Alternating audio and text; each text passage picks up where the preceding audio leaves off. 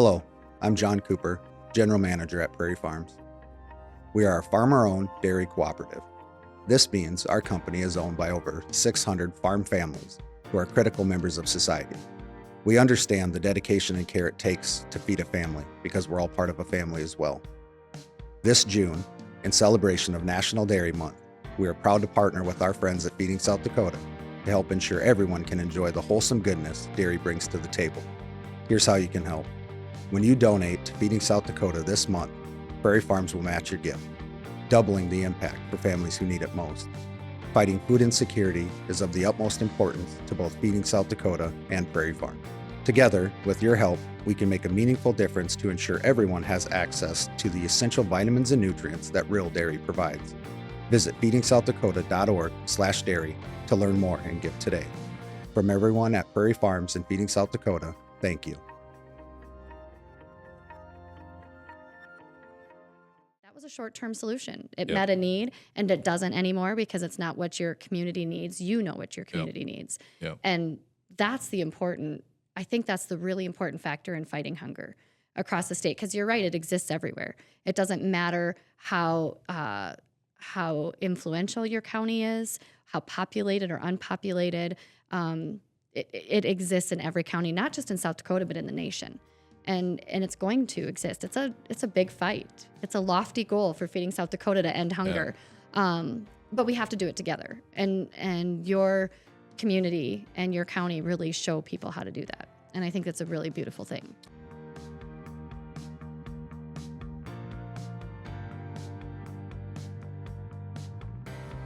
Welcome to this week's episode of 50 Faces of Feeding South Dakota. We're glad you joined us again, as this month we're exploring community-led solutions and bringing in guests who can talk a little bit about what the fight against hunger looks like right in their community.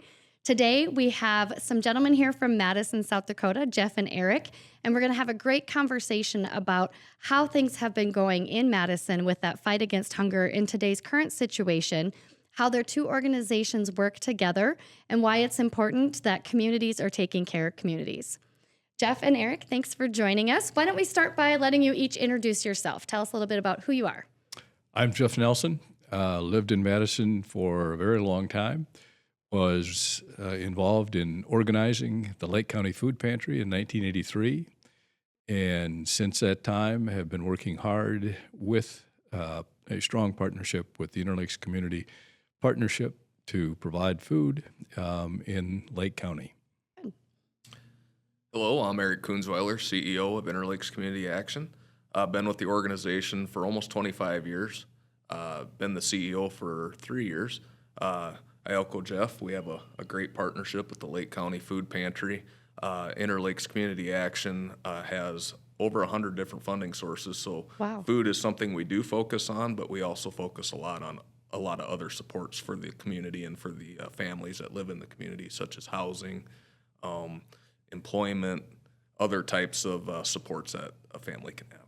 So we talked about that a little bit off air about the importance of that, and Jeff, you and I kind of had a little back and forth on that. But the food pantry and ICAP are in the same building, right? I'm reading this correctly, correct? So why is that important?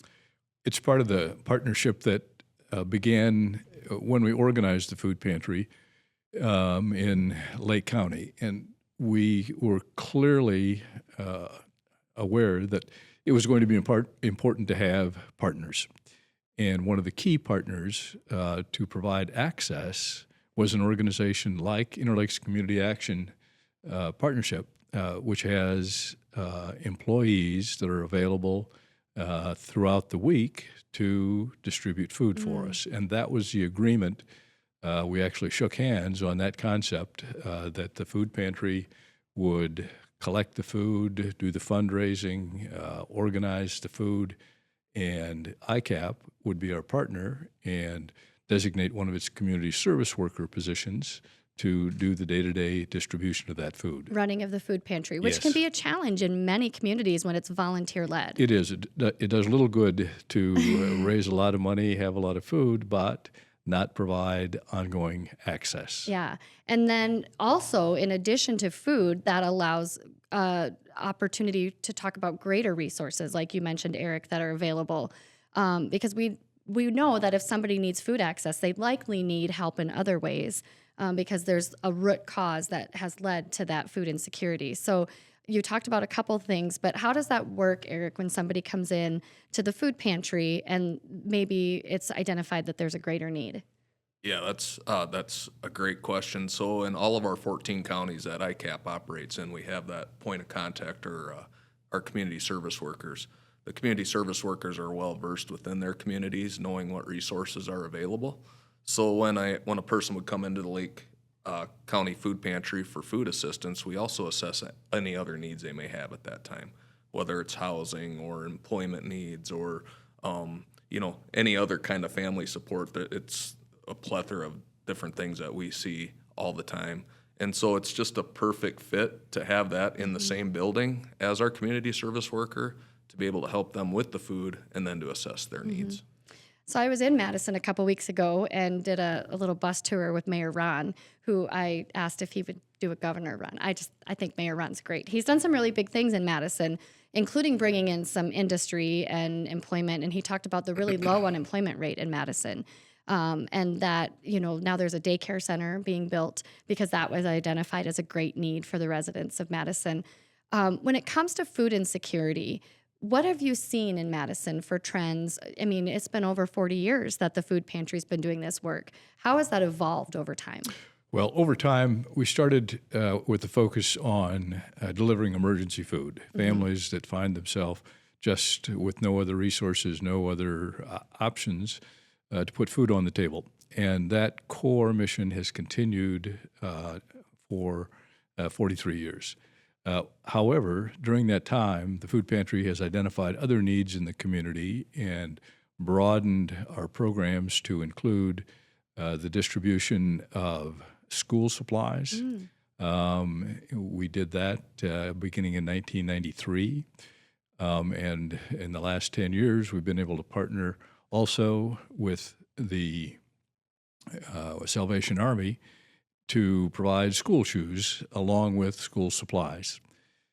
Also, 15 years ago, we finally put together the resources to be able to sponsor a backpack program. So now all students in each of the three public school systems in Lake County, each week during the school year, we provide this year it was 180 kids, more or less, every week with school supplies.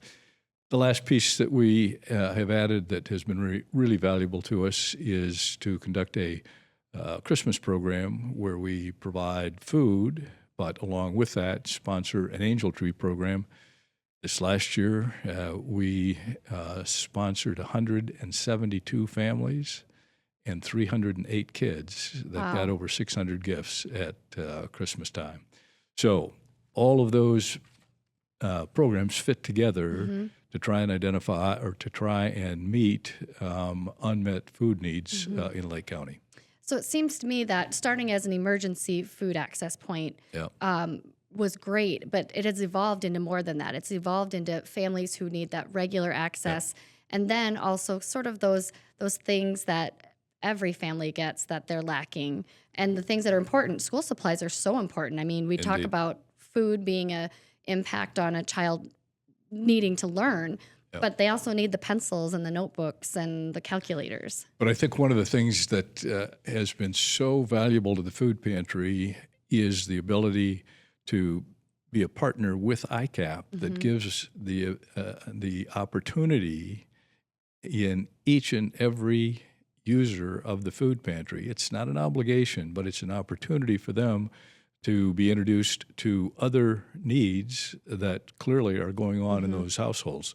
And I know Eric understands this and can describe those programs more completely than I can, but that has really been a valuable part of our practice. Sure. Because food, fundamental, you meet that need, but if the lights aren't turning on or if the water isn't running, Yep. those are additional concerns. I mean, Yep. we've had, kids that we've met before that say, well, my front door doesn't lock. And so they're Yeah. worried about their safety and they don't need our food. They need somebody to help come in and help Exactly. them feel safe. Eric, do you want to talk a little bit about those kinds of programs? And Absolutely. So ICAP's core funding source is the Community Services Block Grant, and that's a federal funding source. It's very flexible. That doesn't happen very often with the federal no, it government. doesn't. Is Flexible it funding still in source. existence? It is. Okay, good. It is. Good. Right now. That's another conversation today. for another podcast.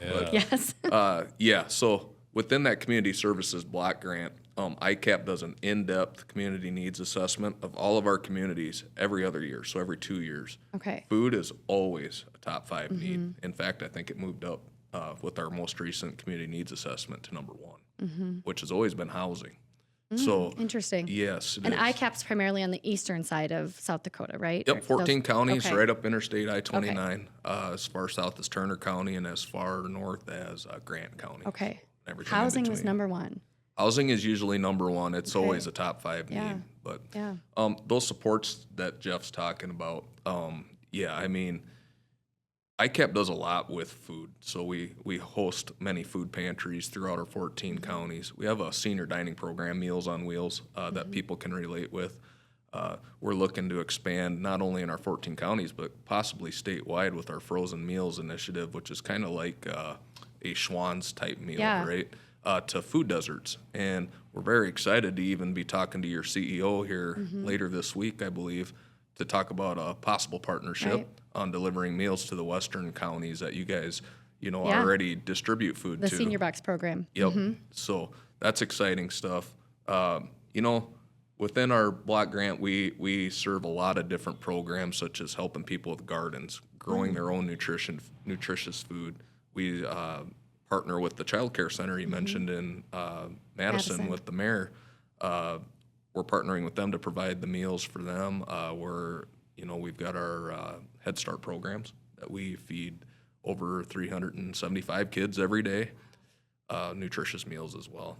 So the other supports, though, we really focus a lot on housing, which if you don't have a roof over your head, that's the most basic need besides food, right? Well, right, but you're right. I mean, food fuels you. It helps with good brain energy and can help you think about the next thing, right? But housing is safety, and that's just as important as food, right? I mean, even some of the homeless individuals that I've had opportunity to talk to, our mobile distribution doesn't work for them because they don't have a place to store food. Sure. So they don't want the frozen and refrigerated items because they don't have a place to put it. That's why that housing is so important.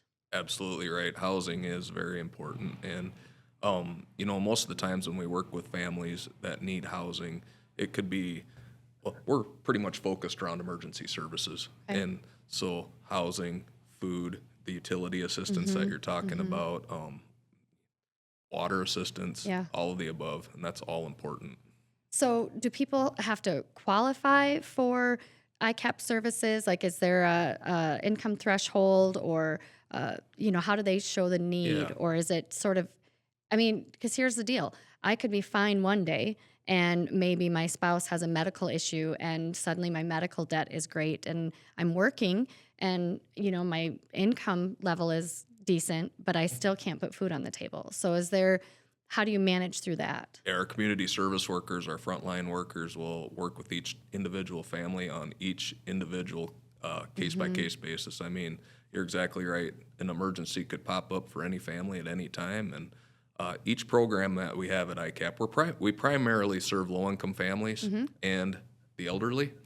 However, your circumstances can change overnight, and so that's what our community services workers are there to help navigate that for anybody. And let me add to that I think food pantries in general, but certainly the food pantry in Lake County, as we talk to other food pantries and learn from them, one of the things that is absolutely essential is that the people who find themselves in the circumstances that they have to come to a food pantry for help don't need to have anyone asking them, do you really need this? Let me tell you that in the 43 years that I've been involved in the food pantry, we have continued to use a simple mission statement, and that is that we provide food to the hungry without judgment. What we do is offer a hand up to bridge, hopefully, into better circumstances for them. Yeah. And by being able to connect housing, broader food access, and some of the programs that ICAP has available, just becomes so essential to enabling those who can to move to a better situation. And that's really what the goal is.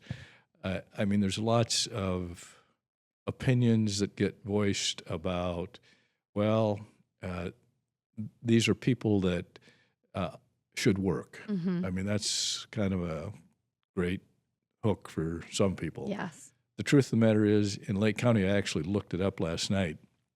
The unemployment rate in Lake County is 1.8% of the population.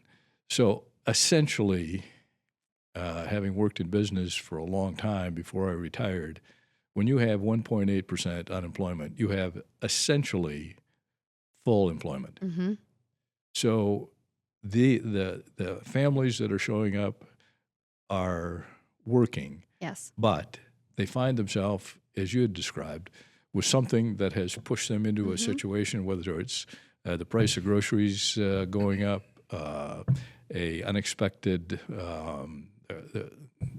the car needs to go into the shop to get fixed, and then those families, they're faced with very difficult choices. Do I buy medicine for the kids? Do I put food on the table? Do I pay the rent? Do I pay the gas bill? And those are choices that, fortunately, I've never had to make. But they're the reality of day-to-day challenges that many in Lake County, a county that actually I think is a pretty prosperous county in this state. But this is a need that exists everywhere. Yes. It's a basic, fundamental need, and in my opinion, right as a human being to have access to food. You're exactly right. And I no pun intended, but this is like the perfect recipe for success.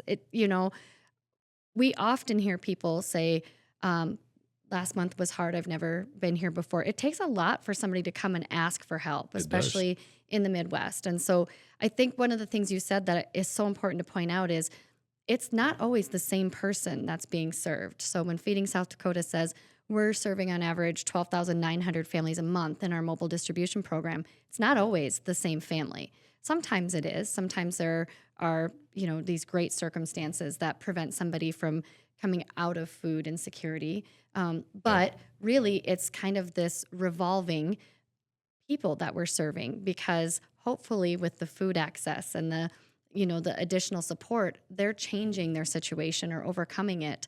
But you still need to be available for the next family or the next situation that happens. And I think that's such an important thing to point out, because there can be stigma around people who are hungry or judgment of whether they need it or not. And it's so important to understand that, yes, somebody might be pulling up in a nicer vehicle, but they might have borrowed it from their boss or their neighbor, or they might be picking up for somebody else. We shouldn't make those assumptions.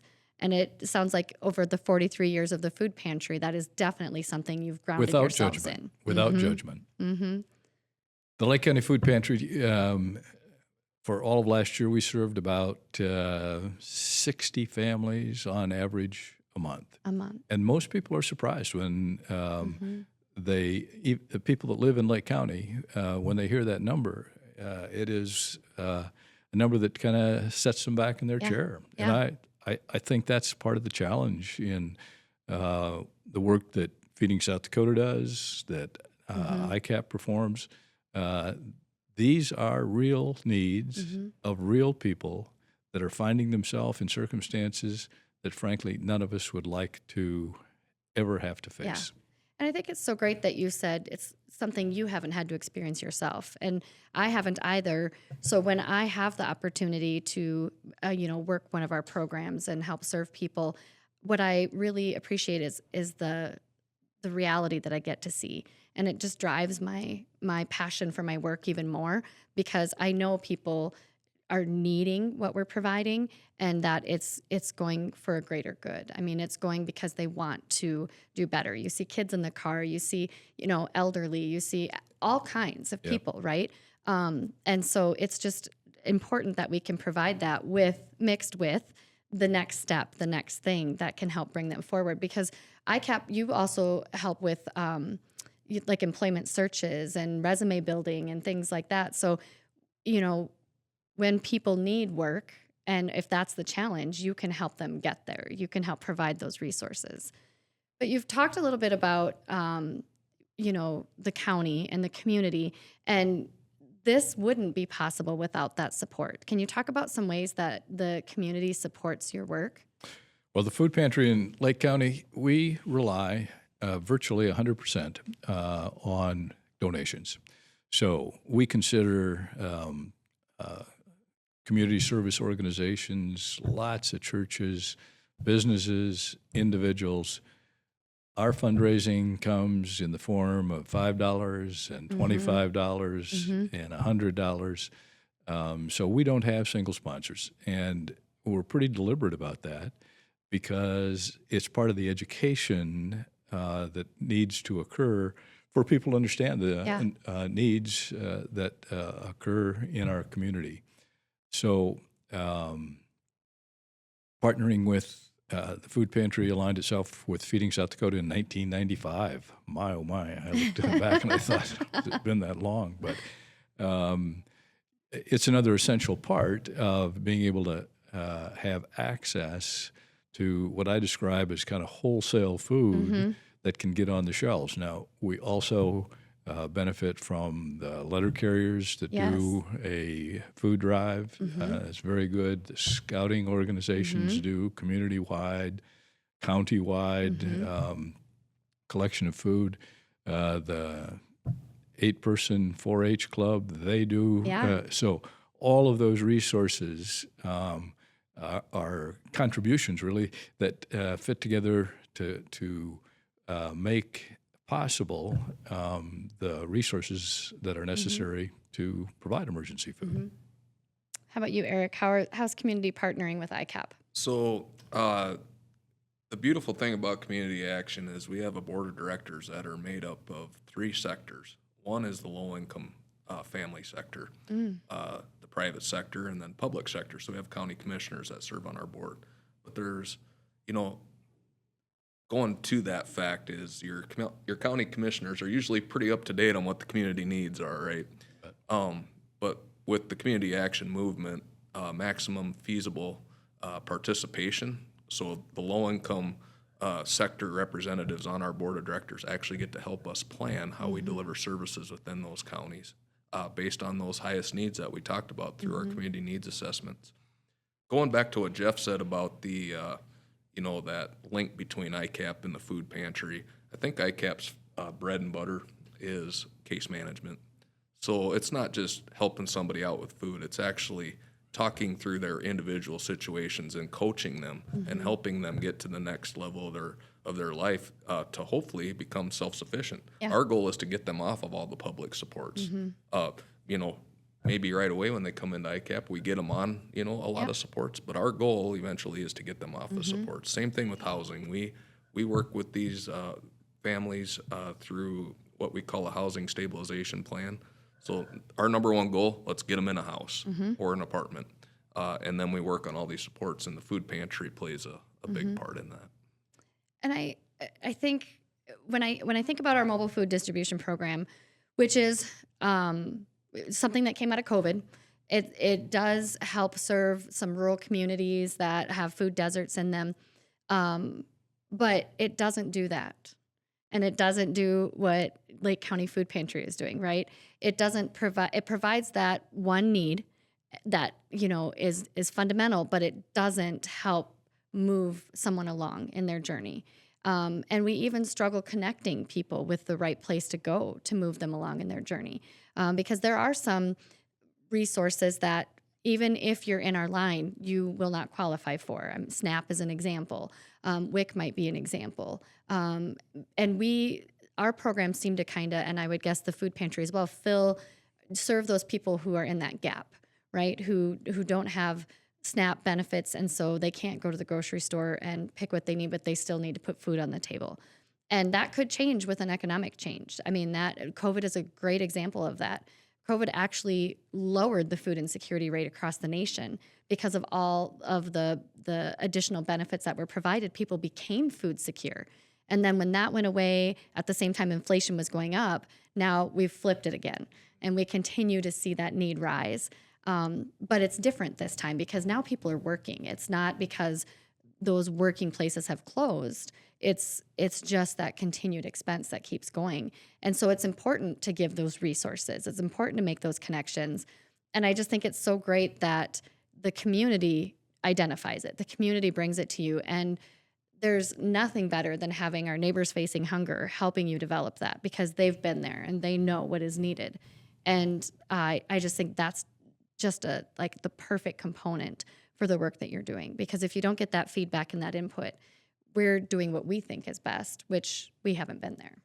I would observe, Stacy, though, the prioritization of resources to support these kinds of programs is so challenging. We rely so much on the Feeding South Dakota. The mobile program, as you say, was a response to COVID, but we've moved past that now. So, as the reprioritization of the funds that are available that can provide a longer-term sustainability through ICAP and other resources, those are hard choices to make, but they have to be made. Because if there is one thing that has guided the Lake County Food Pantry over its life is that we didn't add programs beyond the emergency food unless we were satisfied that we could sustain that program and find the support for that program. So when we added school supplies, we said, okay, we got to raise a little bit more money to make that work if we got the underlying support in the community in order to make that possible. The same thing occurred with the backpack program. Our backpack program has a huge cash outlay, and we couldn't have even considered that back in 1983. But as we built our understanding within the broader community of Lake County of what the needs were, and the people began to say, volunteers came to us and said, let's use the food pantry as a springboard to broaden your mission. So it's really remaining focused on the mission, using the highest priority you can of the limited resources that are available. Yeah. And I know ICAP, I happen to be on the board of directors. We spend a lot I see how this is going today. We spend a lot of time focusing on that. But the truth of the matter is, in any organization, you must do that. And sometimes you have to make hard choices. So, I mean, I respect very much the Feeding South Dakota having to relook at the resources that you have available. And you talked, there was some discussion about food deserts.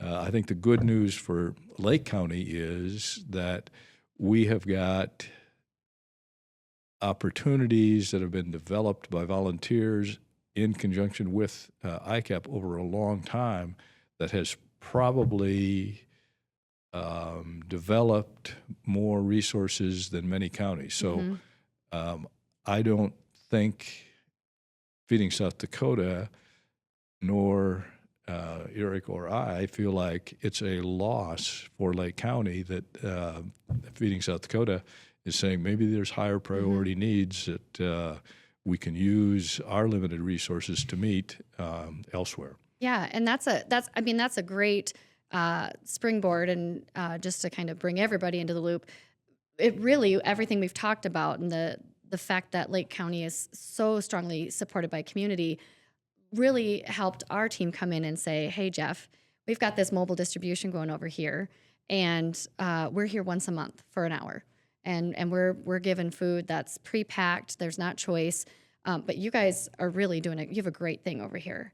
And so this doesn't seem like the right place for Feeding South Dakota to be right now, because you can serve this community. And we can take that and we can relocate it into a more rural community or into a place where we're not right now that needs that food, because you're getting the food and you're getting the resources, and we can just have people come to you. And we know that you're going to take care of them because you have access to us, and we can make sure you have the food that you need to serve the people. And it really was just a great example of why community-led solutions are important. And to your point, you've been a food pantry since 1983. Feeding South Dakota came in 2020, 2021 during COVID, right? And already with the mobile program. Right, with the mobile program. Yep. So already we've identified like that was a short-term solution. It met a need, and it doesn't anymore because it's not what your community needs. You know what your community needs. Yep. And that's I think that's the really important factor in fighting hunger across the state, because you're right, it exists everywhere. It doesn't matter how influential your county is, how populated or unpopulated. It exists in every county, not just in South Dakota, but in the nation. And it's going to exist. It's a big fight. It's a lofty goal for Feeding South Dakota to end hunger. But we have to do it together. And your community and your county really show people how to do that. And I think that's a really beautiful thing. One of the opportunities that arises as you put different resources together is the ability to also seize opportunities. And I want to give so much credit to the Lake County Commission. And Lake County is no different than any of the other counties in the state. They are very challenged with the responsibilities that they have for infrastructure and many things. But here is an example of a opportunity that became available because the resources for food in the county were recognized by the Lake County Commission. When the ARPA funds were made available during COVID, the Lake County Commission received, I think it was $100.5 million. So rather than using that for roads, many other priorities that they had, the Lake County Commission decided to offer opportunities to nonprofit organizations in the county to improve their services. So the Lake County Food Pantry made application for just a shade less than $150,000 to make as a contribution to ICAP, which at the time was in the process of acquiring a building that we'd rented for a long time for our headquarters and renovating it. So the $150,000 that was awarded to the food pantry by the Lake County Commission enabled us to finally have a real home where we have now got a future that gives us a place where we aren't wondering where we're going to store the food. We had off-site food storage. We had just so many other challenges. So we're doing more with less volunteers, but it came about because the resources were in place. There was an understanding within the county that this is a priority need, and I, along with the city of Madison, the schools have come to understand that they can devote time of their teachers and administrators to get those backpacks to the kids. I mean, all of those opportunities didn't arise by accident. They were deliberate. We were prepared because we had good partnerships. We had good understanding. And I think that those are it takes patience for sure. Things don't always go as you would like them to. But the opportunity to bring together when there are other opportunities, whether it's through Feeding South Dakota or your local county commissions, School those boards, lots of well, places. it creates a future for Yeah. the ability to provide these kind of needs. Well, speaking of future, what do you think the future looks like of the Lake County Food Pantry? Well, I think it's very solid. I mean, obviously, 43 years. We also have, when we started, one of the things that we said is we're going to spend our money on food to provide to people. We're not going to have a overhead. We're not going to pay people. So as I recruit and all of us recruit others to get involved in the mission of the food pantry, we say the only thing we're going to pay you with is thank you for doing this. It's a great service. So I think it's a business model, and it does have to be a business, but you have to be willing to adapt to your partners. You have to be willing to ask people to give you a little grace when you don't do it right every time. But as long as you have a core of people that believe in the mission, understand the challenge, and are willing to work with other partners, I see no reason that it isn't going to have a good future. Although I would say the best thing that could ever happen to me as a volunteer of the food pantry is that we could dissolve it because we've met these needs. Absolutely. Absolutely. Eric, how about ICAP? What do you think the future of ICAP looks like? Yeah, I mean, just like you mentioned, your lofty goal is to end hunger. Ours is to end poverty. So, to Jeff's point, it all starts with partnerships, and we've been really successful over the last few years on creating key partnerships to deliver more services and get more access to things like food and housing to the people that live in our service area. ICAP has some lofty goals coming up here in the next year or so, and that is to develop a commercial kitchen based out of Madison. And this commercial kitchen will allow us to have the ability to increase the capacity to make more frozen meals, to get out to those food deserts. And I'm really excited to talk about that with Feeding South Dakota later this week, what our plans and our goals there are. But yeah, I mean, when we go through these in-depth community needs assessments, we know the needs are there. They continue to be there. They continue to rise. We talked a little bit about federal funding and the uncertainty there. And it's not the first time ICAP's been threatened to have programs cut. It won't be the last time, but we've always come out successful. So the easiest thing to do and for people to agree with is feeding the elderly, feeding the little kids, and feeding families. Yeah, yeah. And I think that when we have funding challenges like we're seeing right now with federal government, that's where you really see the passion of our communities come through. To your point, Eric, where people step up, even greater in those moments and say, what can I do and how can I help? And so I think that is the future of this work, is the volunteers and the people who remain committed. And I would say we're lucky to have the two of you and your organizations in this fight along with us, because it takes everybody. And it takes, all the community partners, the food banks, the resources, the services, but it also takes the government. It takes the state level government. It takes the federal level government, understanding the needs in the communities and helping to make those things happen. So the more we talk about it, the better, although sometimes that's hard and frustrating. I would like to add, too, to that. ICAP is actively working, and Jeff's spearheading this movement. We created the ICAP Foundation. Okay.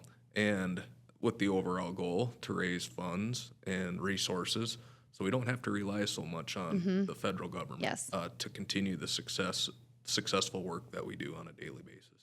So you have to be willing to embrace new ideas. You have to be willing to take some risks.